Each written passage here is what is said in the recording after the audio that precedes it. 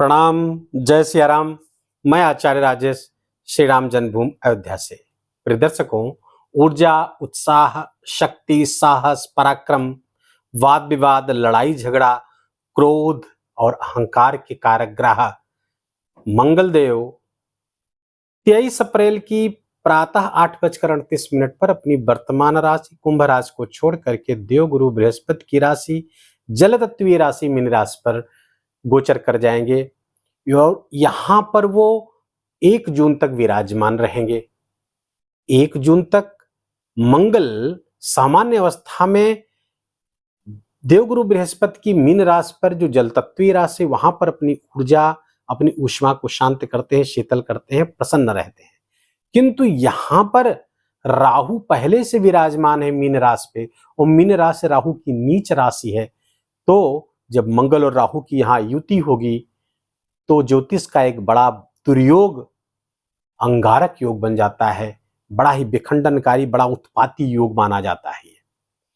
तो ये अंगारक योग हमें एक बहुत बड़ी मात्रा में हमको प्रभावित करने जा रहा है। प्रकृति की बात करें तो भूस्खलन की घटनाएं, भूकंप की घटनाएं, ज्वालामुखी विस्फोट की घटनाएं बढ़ सकती हैं, प्राकृतिक आपदाएं आ सकती हैं, राष्ट्रों के मध्य में युद्धोन्माद की स्थिति आ सकती है, युद्ध की देशों की मध्य युद्ध हो सकते हैं, या फिर जिन देशों में सत्ता की पकड़ ढीली है वहां पर गृह युद्ध की स्थिति आ सकती है, तख्ता पलट हो सकता है जहां पर इस तरह के सत्ता की पकड़ ढीली हो। हमारे राजनेताओं की वाणी कठोर हो सकती है, उनमें एक उग्रता उनके स्वभाव में देखी जा सकती है। अब इसका प्रभाव अगर व्यक्तिगत जीवन में देखा जाए तो हम भी एक विशेष आवेश महसूस करेंगे। हम में क्रोधाधिक्य आ जाएगा। लोग वाहन बहुत तेजी से चलाना शुरू करेंगे जिससे वाहन दुर्घटनाएं बढ़ जाएंगी। हाँ, कृषि एग्रीकल्चर सेक्टर में लाभ मिल सकता है, लेकिन वहां भी अपने उत्पादन को बचाने की जिम्मेदारी उन्हीं पर होगी जो उसको पैदा करेंगे।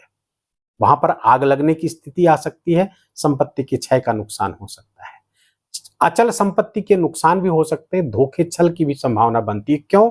क्योंकि मंगल योद्धा है, वो सामने से वार करता है, डायरेक्ट वार करता है, लेकिन राहु षड्यंत्रकारी है, छलिया है, धोखा है, पीछे से वार करता है। अब इन दोनों की युति होगी तो आगे कुआं पीछे खाई की स्थिति बन जाएगी। इसलिए ये गोचर बहुत सावधानी भरा होगा और हमें आपको बहुत सावधान रह करके, बहुत सचेत होकर के इस गोचर को बिताना होगा। अब मीन राशि के जातकों के लिए मंगल राहु का ये गोचर, मंगल राहु की ये युति, अंगारक योग अच्छा होगा या बुरा होगा, इसका विश्लेषण करते हैं। मीन राशि के जातकों के लिए मंगल धन स्थान के स्वामी हैं और 9वें स्थान के स्वामी हैं, भाग्येश हैं।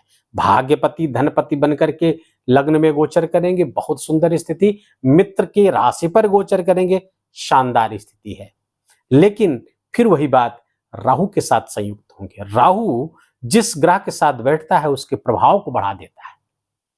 उसके प्रभाव को जब एम्प्लीफाई करेगा तो मंगल चूंकि क्रोधी ग्रह है, उन्मादी ग्रह है, लड़ाका व्यक्ति, लड़ाका है, योद्धा है, तो फरता ऐसी स्थिति आप में मीन राशि के जातकों में आ सकती है।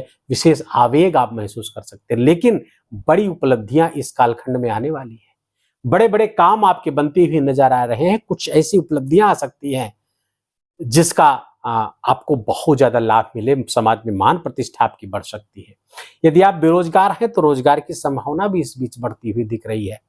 यदि आप प्रतियोगी परीक्षाओं में तैयारी कर रहे हैं तो वहां से भी आपको लाभ मिल सकता है। नौकरियात की संभावना, चाहे प्राइवेट हो या सरकारी, सब जगह आपका लाभ होता हुआ दिख रहा है। अब मंगल राहु की युति का सर्वाधिक दुष्परिणाम कब देखने को मिलेगा? 10 मई से लेकर के 24 मई तक। क्यों, उसको भी समझ लीजिए। अब देखिए, गुरु और मंगल में परिवर्तन योग बना हुआ है, बहुत खूबसूरत योग है, और मंगल राहु के इस अंगारक योग को बहुत हद तक प्रतिसंतुलित कर देंगे गुरुदेव। क्योंकि अब राहु चूंकि जिस राशि पर बैठता है उस राशि के स्वामी जैसा स्वभाव बना लेता है। गुरु की राशि पर बैठा है तो गुरुवत प्रभाव बना लेगा, गुरुवत बेस बना लेगा।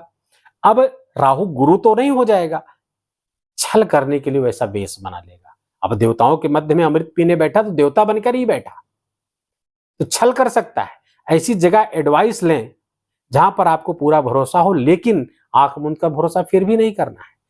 अब जब गुरु और मंगल में स्थान परिवर्तन होगा इस तरह, तो पारिजात योग बन जाएगा, फलता लाभकारी योग है। धनेश आपके लग्न में बैठे हैं कि धनकारक की स्थिति है, बड़ी उपलब्धियां आपको प्राप्त हो सकती हैं, बड़े काम बनते हुए आपके नजर आ रहे हैं। कार्य क्षेत्र में कुछ बड़ा काम आप कर सकते हैं, कुछ बड़ा होने वाला है इस कालखंड के दौरान। लेकिन मंगल आपके अंदर क्रोधाधिक्य की स्थिति बना देगा, आप एक आवेग और आवेश महसूस करेंगे, जिसके कारण से परिस्थितियां बिगड़ सकती हैं। सावधान रहें। कहां कहां बिगड़ सकती, आइए देखते हैं। मंगल की दृष्टि चतुर्थ पड़ेगी। आप देखिए मंगल की 3 दृष्टियां हैं, 4, 7 और 8। वहीं राहु की दृष्टि है 5, 7 और 9।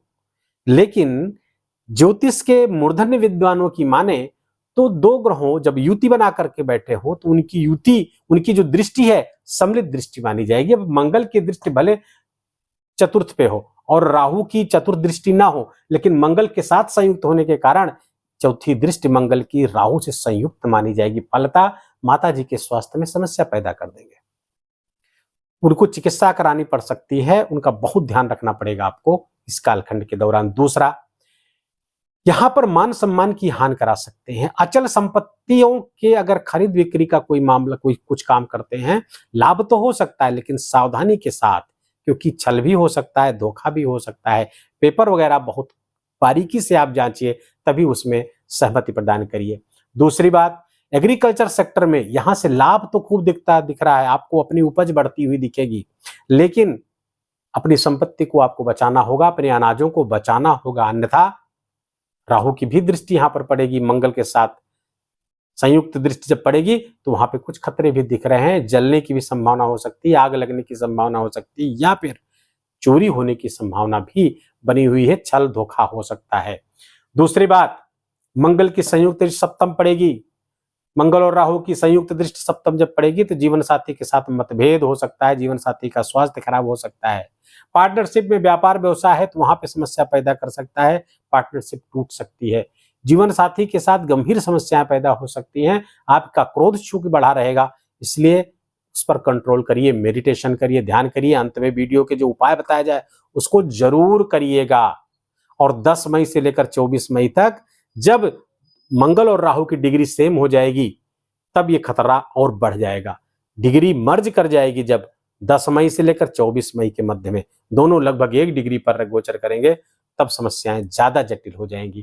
मंगल राहु की दृष्टि अष्टम पड़ रही है, फलता दुर्घटना आदि की संभावना बढ़ा रही, लेकिन आकस्मिक घटनाएं हो सकती है जो लाभकारी भी हो सकती हैं और नुकसानदेह भी हो सकती है। दोनों के प्रति सावधान रहें। कुल मिलाकर आंख कान खोले रहें, खासकर अपने सगे संबंधियों के प्रति, अपने रक्त संबंधियों के प्रति कोई भी व्यवहार करते समय आंख कान खोले रहें।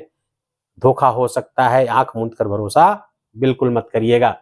आपका चाहे वो जितना सगा मित्र हो, चाहे जितना सगा भाई बहन हो, सावधान आपको बहुत रहने की आवश्यकता है। माता पिता के स्वास्थ्य के प्रति आपको सचेत रहना है। नवमेश दशम बैठे, नवमेश अपने घर से पंचम लग्न में बैठेंगे, फलता बहुत जबरदस्त स्थिति है। जो कुछ एक सेक्टर बता रहा हूं जहां से आपको सावधान रहना है, उतने कुछ चीजों को छोड़ दिया जाए तो ये गोचर मीन राशि के लिए बहुत ही शानदार होने वाला है। उपलब्धियों की दृष्टि से, धन की दृष्टि से बहुत अच्छा है। धन भी खूब आएगा, संचयित होगा, रुकेगा भी। धनागमन के कई मार्ग विकसित होते हुए दिख रहे हैं। चूंकि मीन राशि पर 7.5 भी प्रारंभ हुई है, मानसिक चिंताओं का दौर चल रहा है। आर्थिक समस्याएं, शारीरिक समस्याएं, परिवार की समस्याएं, ये सब चल रही हैं। उसी बीच जब ये योग बनेगा तो उन समस्याओं को कम न करके थोड़ा बढ़ाएगा ही, लेकिन आर्थिक समस्याओं को थोड़ा सा संतुलित करेंगे। गुरु की दृष्टियां मंगल राहु के जो दुष्प्रभाव हो उनको संतुलित करेंगी। हालांकि मंगल राहु के इस अंगारक योग का लाभ मीन राशि के जातकों को अधिक मिल रहा है, नुकसान कम हो रहा है, लेकिन जहां नुकसान हो रहा है वहां पर यदि आप असावधानी बरते तो वो नुकसान 2 गुना हो सकता है, 3 गुना हो सकता है। इसलिए सावधान रहें, सतर्क रहें। मंगल सजग है, सतर्क है, योद्धा है। योद्धा हमेशा सजग सतर्क रहना है, ठीक उसी तरह आपको रहना है। लड़ाई झगड़े से, वाद विवाद से दूर रहना है। इलीगल एक्टिविटीज से आपको दूर रहना होगा। खासकर ऐसे लोग जो फॉरेन में रह रहे हैं, विदेश में रह रहे हैं, उनको उस देश के कानून की समझ होनी चाहिए, उनके रूल्स समझ करके ही काम करने चाहिए। रूल्स ब्रेक हुए तो आपको दंड भुगतना पड़ सकता है। गाड़ी वगैरह सावधानी से चलानी है। बस इन सब चीजों का ध्यान रखेंगे तो गोचर आपका अच्छा जाएगा। अब इन जो दुष्प्रभाव है मंगल राहु के, उस दुष्प्रभाव को कम करने के लिए कुछ उपाय आपको करने चाहिए, और ये बहुत विशिष्ट उपाय हैं। मेरे 25 वर्षीय ज्योतिष जीवन के निचोड़ में आपके साथ साझा कर रहा हूं। पहला काम, ईंटों का दान। कोई हनुमान जी का मंदिर बन रहा हो, दुर्गा जी का मंदिर बन रहा हो, या किसी भी देवी का मंदिर बन रहा हो, वहां पर ईंटों का दान करिए।